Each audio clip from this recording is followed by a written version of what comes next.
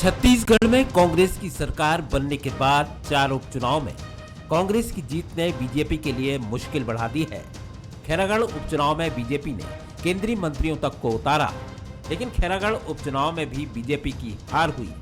अब पार्टी के राष्ट्रीय नेतृत्व ने संगठन के लोगों को दिल्ली तलब किया है, जहां मिशन 2023 की रूपरेखा तैयार की गई होगी। साथ ही छत्तीसगढ़ में बीजेपी के संगठन को कैसे और मजबूत किया जाए, इस पर भी चर्चा हुई। वहीं बैठक में शामिल होने से पहले पूर्व सीएम डॉक्टर रमन सिंह ने क्या कहा, ये भी सुन लीजिए। अलग अलग राज्यों से केंद्र की चर्चा चल रही है, जो संगठनात्मक गतिविधियां भी चल रही है और भावी कार्य योजना, और विशेष रूप से जब चुनाव नज़दीक आ गए हैं, 1.5 साल से कम का वक्त बाकी है, तो कार्य योजना पर चर्चा भी होगी और पार्टी ने जो कार्य योजना बनाई है उस पर वरिष्ठ नेताओं का मार्गदर्शन मिलेगा। इधर बीजेपी की बैठक पर मुख्यमंत्री भूपेश बघेल ने तंज कसा। उन्होंने कहा कि राज्य के बीजेपी नेताओं पर केंद्रीय आलाकमान को विश्वास नहीं है। बीजेपी नेता जनता और अपने नेताओं के बीच विश्वास खो चुके हैं। भारतीय जनता पार्टी का आंतरिक मामला है, इस मामले में मुझे जानकारी नहीं है वो किस लिए बुलाया गया, क्या उसकी है, लेकिन शुरू से ही यदि पुरंदेश्वरी जी की बात को यदि ध्यान रखें तो यहाँ के प्रदेश नेतृत्व पे लगातार वो असंतोष व्यक्त करती रही है और वो अलग अलग बयानों में वो परिलक्षित भी हुआ है कि यहाँ के प्रदेश नेतृत्व पे उनका विश्वास नहीं है और वो विश्वास खो चुके हैं, जनता का भी और पार्टी के आलाकमान। खैरागढ़ उपचुनाव में बीजेपी ने एड़ी चोटी का जोर लगाया था, लेकिन उसे हार का सामना करना पड़ा। फिलहाल बीजेपी छत्तीसगढ़ में कांग्रेस को रोकने के प्लान पर काम कर रही है। इस लिहाज से दिल्ली की ये बैठक काफी अहम मानी जा रही है। कुलेश्वर पांडे, बंसल न्यूज, रायपुर। तो मंथन से कुछ बदलेगा क्या? नमस्कार, छत्तीसगढ़ में आज का मुद्दा है मंथन से बदलेगी बीजेपी। बंसल न्यूज देख रहे हैं आप, मैं हूं आपके साथ विजय कुमार पंड्या। मिशन 2023 की तैयारियों को लेकर बीजेपी में लगातार बैठकों का दौर शुरू हो गया है। डी पुरंदेश्वरी जब भी आती हैं वो भी दौरा करते हैं, लेकिन दिल्ली में बीजेपी कोर कमेटी की बैठक हुई है, जिसमें उपचुनाव में मिली हार और अगले साल होने जा रहे चुनाव को लेकर मंथन हुआ है। सवाल यही है कि इस मंथन से क्या वाकई बीजेपी बदलेगी, नेतृत्व में कोई परिवर्तन होगा या नेतृत्व यही रहेगा, या फिर किसी युवा को कोई जिम्मेदारी मिलने वाली है? विपक्ष के क्या आगे जिस तरह की जो भूमिका रहेगी, विपक्ष किन चीज़ों को लेकर आगे चलेगा, ये तमाम तरह की बातें होंगी। सत्ता और संगठन कैसे एक साथ तालमेल बनाते हुए आगे चलेंगे। बात अगर हम अंबिकापुर से लेकर जगदलपुर तक की करें या फिर मैदानी इलाकों की छत्तीसगढ़ की, साथ ही साथ एक बात और महत्वपूर्ण हो जाती है, क्योंकि आने वाले चुनाव में आपको एक ऐसी शख्सियत से लड़ना है जो बहुत ज़्यादा मजबूत है। पिछले 4 उपचुनाव आप देख लीजिए, इन चारों उपचुनावों में कांग्रेस को जीत मिली है, तो कहीं ना कहीं मनोबल ज़रूर टूटा होगा और ये मनोबल बढ़ाना कैसे है, इस पर दिल्ली में ज़रूर मंथन हो रहा होगा। नितिन भंसाली जी कांग्रेस नेता है, हमारे साथ जुड़ रहे हैं। राजीव चक्रवर्ती जी बीजेपी नेता है, वो भी हमारे साथ जुड़ रहे हैं। और अनिरुद्ध दुबे साहब वरिष्ठ पत्रकार है। सबसे पहले मैं उन्हीं से चर्चा करता हूं किसी भी पॉलिटिकल एंगल पर जाने से पहले। अनिरुद्ध दुबे साहब, बीजेपी के लिए अब ये बहुत महत्वपूर्ण हो जाता है कि वो नाम, वो चेहरे जो लगातार वो सत्ता में देखते आए हैं, कम से कम सड़कों पर भी उन्हें देख रहे हैं, तो ये भरोसा तो हो कि यही वो चेहरे हैं जिनके चुनाव लड़ने के साथ हम जनप्रतिनिधि बनने के बाद तक हम इनके साथ खड़े रहेंगे, या फिर कुछ नई रणनीति बीजेपी के पास है। दिल्ली में लगातार मंथन हो रहा है, डी पुरंदेश्वरी के तमाम फीडबैक वहाँ पहुँचे होंगे। क्या लग रहा है, परिवर्तन से कुछ मिलने वाला है बीजेपी को? क्योंकि बीजेपी परिवर्तन करने में बहुत पीछे नहीं हटती है।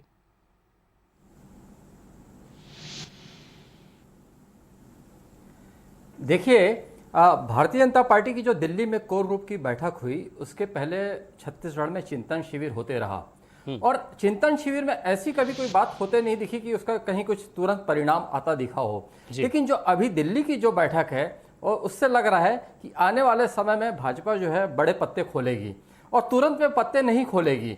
उसका कारण मैं जहां तक कि मैं इसको समझ पा रहा हूं कि उनकी अपनी अंदरूनी रणनीति, और आने वाले समय में उन लोगों ने, मुझे ऐसा लगता है कि कुछ जो है चेहरे युवा चेहरे तय कर रखे हैं। जो युवा चेहरे हैं, खास करके वो ओबीसी से हो सकते हैं, उनका नाम अभी लेना जल्दबाजी होगी, तो कुल मिला के ऐसी गोटियां बिठाई जाएगी कि कई सारे नए चेहरे लाएंगे। और निश्चित रूप से आज जो भारतीय जनता पार्टी हम देख रहे हैं, थोड़ा सा मैं पीछे चलूंगा, जब छत्तीसगढ़ राज्य बना उस समय अविभाजित मध्य प्रदेश में कांग्रेस की सरकार थी, छत्तीसगढ़ में भी कांग्रेस की सरकार थी, लेकिन जो उस समय विपक्ष भाजपा जो दिखा करती थी, तो दिलीप सिंह जूदेव जी, लखीराम अग्रवाल जी, बलीराम कश्यप जी, रमेश बैस जी, डॉक्टर रमन सिंह जी, नंद कुमार साय जी, ऐसे बड़े बड़े, ताराचंद साहू जी, बड़े बड़े चेहरे थे। उस समय का जो विपक्ष था 3 साल का, वो विपक्ष पता नहीं क्यों अब नजर नहीं आ रहा है, जबकि 15 साल भाजपा की सरकार थी। देखिए 15 साल जो भाजपा की सरकार रही, वो एक तरीके से उसके लिए वरदान रहा, तो कहीं ना कहीं जो है अभिशाप भी रहा। मतलब एक चेहरा तो बहुत बड़ा हो गया, लेकिन नई लीडरशिप नहीं उभरी, और जो बाकी जो बहुत जिन नेताओं का तेज होता था, वो तेज भी धीरे धीरे कम होते रहा, बल्कि खत्म हो गया और चला भी गया। तो अब नई लीडरशिप जो है उभारने का वक्त है, और ये पत्ता आएगा सामने, ऐसा मुझे लगता है। कुछ देर की प्रतीक्षा, कुछ दिनों की प्रतीक्षा, या कुछ हफ्ते या महीने की प्रतीक्षा। आपकी बात से मैं इतना समझा हूं, क्योंकि बहुत संभलते हुए, बहुत कम शब्दों में आपने वो कहने की कोशिश की है अनिरुद्ध साहब, कि बीजेपी में सत्ता और संगठन लगातार कोशिश करके एक चेहरे को इतना बड़ा बना दिया 15 साल के अंदर कि उसके नीचे सेकंड लीडरशिप तैयार नहीं हो पाई। अब जब सेकंड लीडरशिप तैयार होने की कोशिश कर रही है, तो कम से कम थोड़ा समय जरूर लगेगा, यानी कि फटेगा पोस्टर निकलेगा हीरो। अनिरुद्ध जी। जी निश्चित रूप से देखिए, क्या कि भारतीय जनता पार्टी की जो चीजें हैं बहुत रुक के सामने आती है। मतलब ये कि कांग्रेस के जो पत्ते बहुत जल्दबाजी में ओपन होते रहे, इतिहास आप उठा के देख लीजिए, लेकिन जो इनका जो संगठन, इनकी जो अंदरूनी चर्चा, वो बहुत खुलकर सामने नहीं आती। तो जो मैं आने वाला समय देख रहा हूं, तो निश्चित रूप से जो है 2023 का जो वक्त होगा, बहुत रोचक होगा राजनीतिक दृष्टि से छत्तीसगढ़ के लिए। बाकी ओबीसी एक बड़ा वर्ग है, ओबीसी और आदिवासी, ये 2 वर्ग हैं जो छत्तीसगढ़ में राजनीति को छूते भी हैं और राजनीति की उठापटक में बहुत बड़ी भूमिका भी निभाते हैं। मैं राजीव चक्रवर्ती जी आपसे पूछता हूं, आप जैसे कर्मठ कार्यकर्ता, आप जैसे ओजस्वी नेता, जो युवा भी कहलाते हैं, युवाओं के बीच अपनी साख भी रखते हैं, राजीव चक्रवर्ती जैसे नेताओं को मौका कब मिलेगा?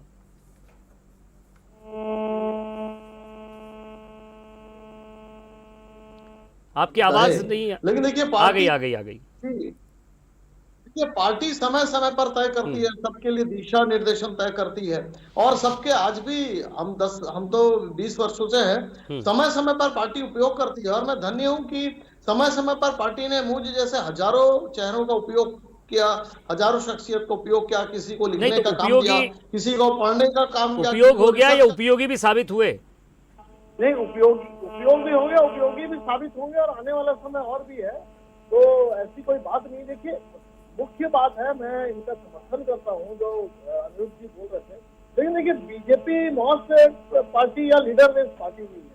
बीजेपी कार्यकर्ताओं के बेस से बनी हुई एक संगठन है, उससे अनुषंगिक संगठन है, उसकी कार्य प्रणाली बिल्कुल अलग तरीके से।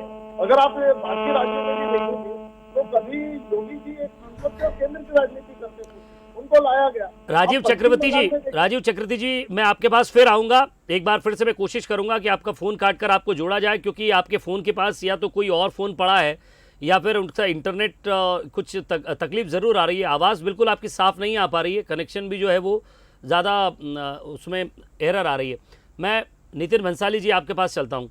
नितिन भंसाली साहब, क्या वाकई कांग्रेस की कार्यप्रणाली और कांग्रेस की योजना और कांग्रेस के काम करने का तरीका, या वो 15 साल में वो चीज़ सीख गए हैं छत्तीसगढ़ के अंदर कि यहाँ सत्ता में काबिज कैसे रहना है? पिछले 4 चुनाव तो यही बताते हैं कि जो छत्तीसगढ़ मन की बात करेगा, छत्तीसगढ़िया की बात करेगा, वहाँ के रहवासियों की बात करेगा, वहाँ की जाति संस्कृति, वहाँ की खान पान की बात करेगा, वही छत्तीसगढ़ पर राज करेगा। और कम से कम जो हालत देश में कांग्रेस की है, वो फिलहाल बीजेपी की छत्तीसगढ़ में दिख रही है।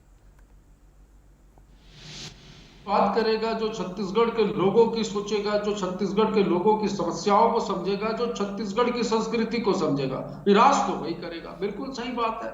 जो अपनों की बातों को न समझे वो किस बात का नेता।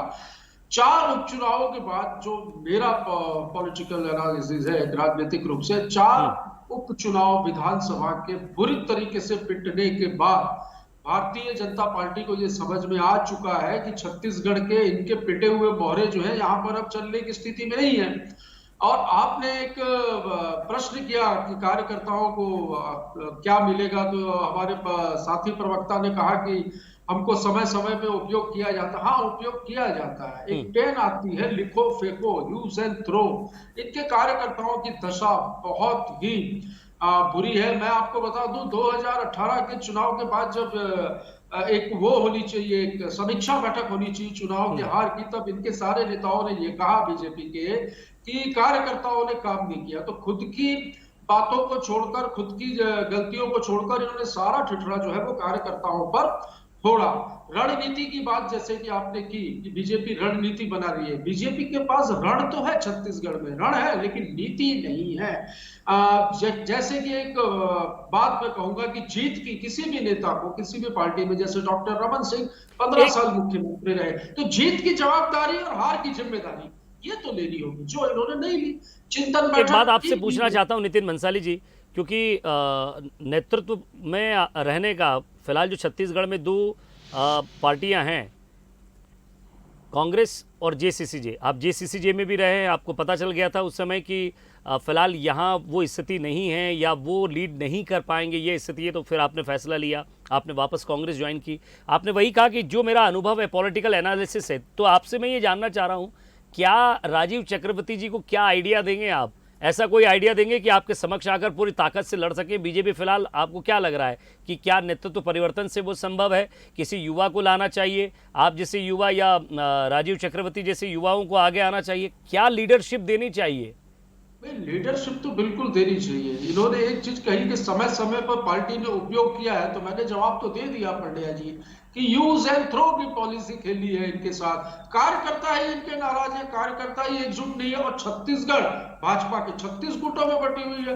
बृजमोहन अग्रवाल, सरोज पांडे, डॉक्टर रमन सिंह, प्रेम प्रकाश पांडे, विजय बघेल, इस प्रकार के कई गुट। राजीव जी कुछ कहना चाहते हैं, वो उंगली उठा रहे हैं। जी राजीव जी। जी देखिए, कांग्रेस पार्टी कह रही है तो मुझे हंसी आ रही है कि सुगा कहे चलते थोड़ा पीछे छे। अभी छत्तीसगढ़ डोल रहा है, बाबा बाबा डोल रहा है का नारा अभी खत्म नहीं हुआ है। सरगुजा से कुछ धुएं उठ रहे हैं और सीएम हाउस से भी कुछ धुएं उठ रहे हैं। उनका बृहस्पति सिंह जी भी कुछ आग लगा के रखे हैं। तो कांग्रेस पार्टी का है, जिस पार्टी के इतने सारे देशव्यापी स्प्लिट हुआ है, एनसीपी बनी महाराष्ट्र में, पश्चिम बंगाल में तृणमूल बनी, और वो कांग्रेस पार्टी का है कि 36 गुट है। तो भारतीय जनता पार्टी। राजीव जी एक बात तो आपको समझनी पड़ेगी, राजीव जी एक बात समझनी पड़ेगी, क्योंकि एक ही चेहरे को लेकर चेहरे को लेकर भी हो रही है बात, साफ तौर पर जो कमांडिंग है उसको लेकर भी हो रही है।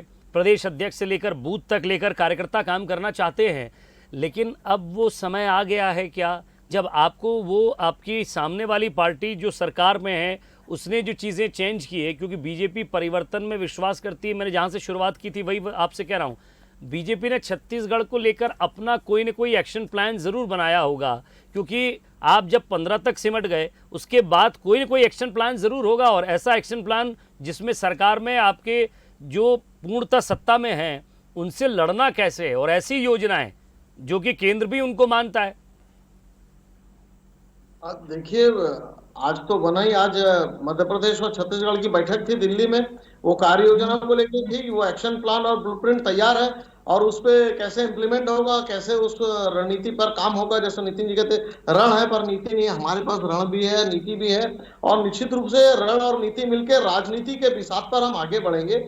और देखिए, मुख्य मुद्दा है कि देश की सेवा कैसे की जाए, प्रदेश की सेवा कैसे की जाए। और मुख्य उद्देश्य यही है कि दीनदयाल उपाध्याय जी के तो जो हार्ड लाइन था कि अंतिम व्यक्ति 4 चुनाव हारे हैं ना, तो इसमें जिम्मेदारी तो किसी को लेनी पड़ेगी। हाँ, देखिए, लोकसभा में भी अगर आप देखेंगे तो लोकसभा में भी रणनीति परिवर्तन किए गए, उसके बहुत अच्छे परिणाम आए हैं। तो पार्टी के पास सभी चीजें हैं। आपसे वो सुगबुगाहट जरूर मिल रही है। आपने लोकसभा का जो है वो उदाहरण दिया है, लेकिन लोकसभा में आप जानते हैं कि लोकसभा में फिर टिकट भी कटे थे, नए लोगों को टिकट भी मिले थे, कई जगह परिवर्तन की भी बात सामने आई। अनिरुद्ध दुबे साहब, मैं एक बात समझ नहीं पा रहा हूँ, बीजेपी यहाँ छत्तीसगढ़ में ऐसा क्या सूत्र अपनाने वाली है जिसको लेकर वो कांग्रेस जैसी फिलहाल एक शक्तिशाली, योजनाबद्ध शक्तिशाली पार्टी हो गई है? क्योंकि वो सरकार में, और सरकार में ऐसे ही नहीं है, जनता का दिल जीत कर आए हैं,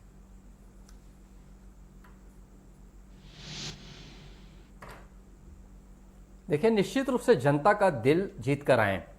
देखिए क्या, पिछली जो सरकार थी, डॉक्टर रमन सिंह जी की सरकार 3 बार रही, तो उस समय शुरुआती 5 साल तो उनके बहुत अच्छे रहे, फिर बाद में क्या इंफ्रास्ट्रक्चर को ही विकास समझ लिया गया।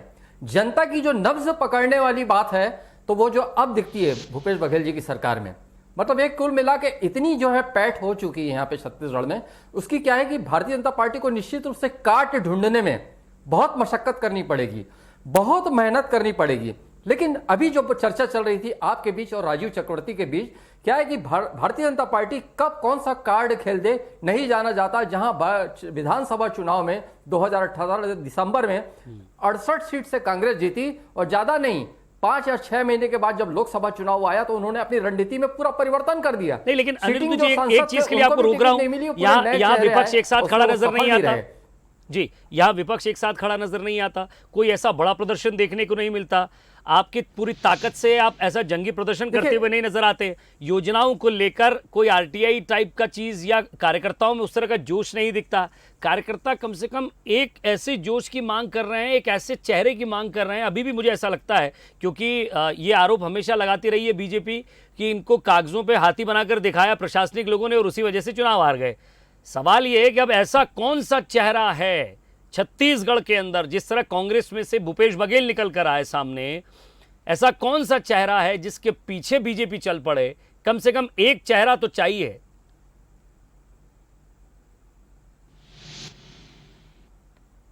देखिए, यही तो संशय है। मैं पहले भी कहा कि जो पिछले 3 बार का जो कार्यकाल था, तो एक चेहरा इतना निखरा और बाकी जो चेहरे थे उनका प्रभाव मंडल कम होते चला गया या कम कर दिया गया, ये भी आप बोल सकते हैं। तो आज की तारीख में निश्चित रूप से संशय की स्थिति है।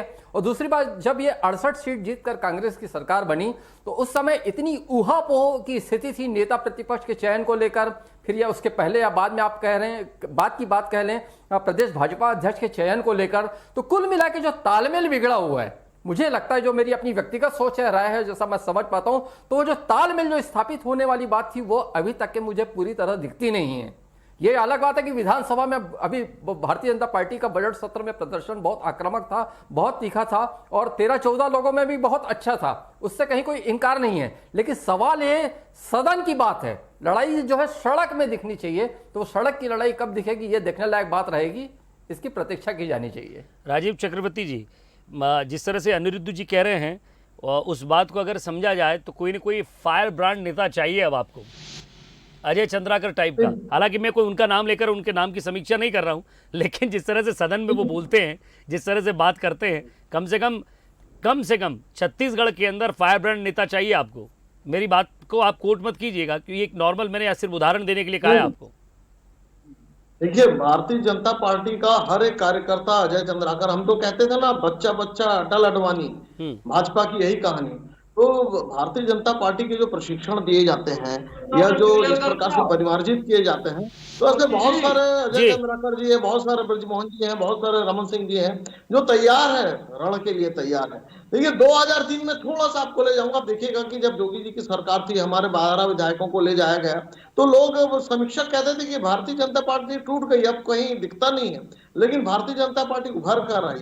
चाहे 84 में अटल अडवाणी जी थे, केवल 2 सांसद थे, वो भी हार चुके थे, अटल अडवाणी जी भी, लेकिन उस हताशा से उभर कर सामने आए। तो ठीक वैसे ही अभी आपको लग जरूर रहा है। चक्रवर्ती जी, राजीव जी, मैं एक बात आपसे कहना चाहता हूं, शायद अनिरुद्ध जी भी उसका मुझे लगता है समर्थन कर सकते हैं। मैं फिर आपके पास आऊंगा। भंसाली साहब, आपने लोकसभा का चुनाव जीता एक चेहरे पर जो दिल्ली में था। अनिरुद्ध जी, मेरी बात से शायद आप इत्तेफाक रखेंगे, क्योंकि आपको विधानसभा में जनता ने साफ तौर पर नकार दिया था।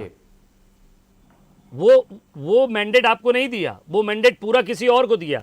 फिर लोकसभा चुनाव आए, जनता ने कहा ठीक है साहब, केंद्र में जो सरकार है हम उसके साथ चले जाते हैं, उसी के साथ जाएंगे। अब आपको प्रदेश में कोई ऐसा नेतृत्व लाना होगा। फिर मैं वही बात कर रहा हूं। नहीं, प्रदेश देखिए, वो तो पार्टी तय करेगा, संगठन तय कर रहा है, और वो विधायक दल के नेता तय करेंगे। पुण्यश्वरी जी ने भी कहा। तो वो सारी रणनीति अभी खुलासा कैसे से बात होती है, वही तो दिल्ली तक जाएगी। नहीं, दिल्ली तक जाएगी निश्चित रूप से। तो लेकिन देखिए, वो एक एजेंडा है, वो पार्टी तय करेगी, शीर्ष नेतृत्व तय करेगा। हम और आप अभी इस वक्त बहुत जल्दबाजी होगी कुछ कहना। सर क्या और जल्दबाजी पार्टी के पास होगी? देखिए, आप चार देखिए, उपचुनाव मैं हार हरियाणा चुके का हैं, उदाहरण दे मुझे रहा हूं। लगता है आपसे ज्यादा जल्दबाजी किसी को नहीं हो सकती। बंसाली साहब नहीं, नहीं, थोड़ा सा पंड्या जी, एक सेकंड मैं आऊंगा आपके पास सर, मैं नहीं। आऊंगा सर, लगभग बहुत समय दे दिया चार आपको। चुनाव नहीं आ रहे, चार तो विधानसभा के उपचुनाव आ रहे हैं, इसके अलावा नगर पंचायत, नगरीय निकाय सारे तो आ रहे हैं। ये बताए क्या जीते हैं डायरेक्ट यहाँ नहीं हुआ। पर? एक चिंतन शिविर किया था, जानकारी है, चिंतन शिविर करते हैं जगदलपुर या बस्तर में, कहीं चिंतन शिविर किया था। निष्कर्ष क्या निकला पंड्या जी पता है? बहुत अच्छे वीडियो जारी हुए, नंद कुमार साहब, ब्रिजमोहन अग्रवाल, डॉक्टर रमन सिंह सब बहुत अच्छा डांस करते हैं, ये हम लोगों को देखने को मिला। जैसा कि मैंने कहा कि चेहरा ही नहीं है, वो डी पुरेंदेश्वरी जो आती है हमारी बहन, इनकी भाजपा की प्रभारी, वो खुद उनकी बातों से कई बार ये चीजें क्लियर हुई है कि भाजपा के पास यहाँ कोई चेहरा नहीं है। नहीं, आरोप भी मंडल लगाते स्तर थे पर ना ये बंसाली साहब, मैंने कई बार तस्वीरें देखी हैं, आते और जाते समय उनके साथ सिर्फ और सिर्फ भाजपा जिला अध्यक्ष के अलावा दूसरा कोई नेता ज्यादा नजर नहीं आता है।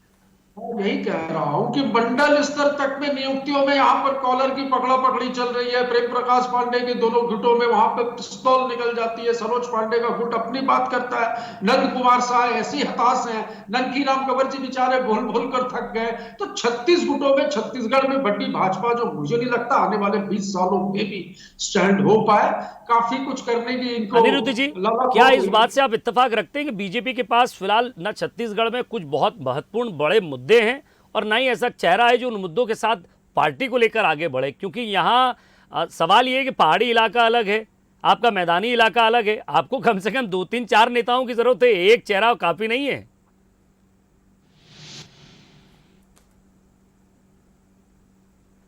देखिए, कई ऐसे मकान होते हैं कि जिसमें कई सालों से रंग रोगन नहीं हुआ होता, तो उसको ठीक करने में जगह जगह मेहनत करनी पड़ती है। बिल्कुल। देखिए, पुरंदेश्वरी जी की अभी बात चल रही थी, पुरंदेश्वरी जी आती हैं और बहुत एक अनुशासन प्रिय लीडर लगती हैं, सारी चीजें, लेकिन मुझे लगता है कि उनका मैक्सिमम समय आदिवासी क्षेत्र को जो है ठीक करने में जा रहा है। उनके आते ही साथ उनका बस्तर दौरा होता है, मतलब बस्तर और सरगुजा, पहले वो कांग्रेस का गढ़ होता था, फिर धीरे धीरे भारतीय जनता पार्टी ने दोनों क्षेत्रों में अपना प्रभाव जमाया और सरगुजा और बस्तर दोनों जगह भाजपा एक समय में छा गई थी। लेकिन अभी की स्थिति देखें तो भाजपा का जो है बस्तर से भी सुपड़ा साफ हुआ और सरगुजा से भी हुआ, तो मतलब ये कि बहुत मशक्कत करनी पड़ेगी। और रही बात चेहरे की, तो चेहरे तो इन्हें तलाशने ही पड़ेंगे।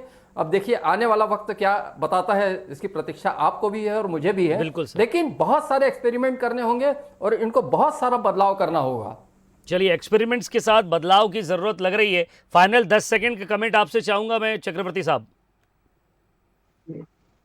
धन्यवाद पंड्या जी। देखिए 2003 में जैसा मैं कह रहा था कि बहुत स्थिति ऐसा लग रहा था कि भारतीय जनता पार्टी कहीं मैदान पर नहीं है और अजीत जोगी जी जोगी डार, जोगी खार, जोगी सड़क के नाम से बहुत सारी केंद्र की योजनाओं को ही ला रहे थे। लेकिन उसके बावजूद भी देखिए भारतीय जनता पार्टी एक अच्छे मैंडेट के साथ आई थी और वो कांग्रेस के गढ़ को हिलाकर चले गई थी और सत्ता में आई थी और 3 मैंडेट मिले। तो अभी भी कहना बहुत जल्दबाजी होगी कि भारतीय जनता पार्टी पर चेहरा नहीं है या कुछ नहीं। मैं हरियाणा में आपको कहता हूं कि कोई नहीं थे, लेकिन हमारे अनुषांगिक संगठन के मनोहर खट्टर जी को मुख्यमंत्री बनाया गया, बिना किसी व्यक्ति के, बिना किसी लीडरशिप के बनाया गया। सर उसी हरियाणा में अभी फिर से चुनाव है, पूरी ताकत के साथ उतरना पड़ेगा।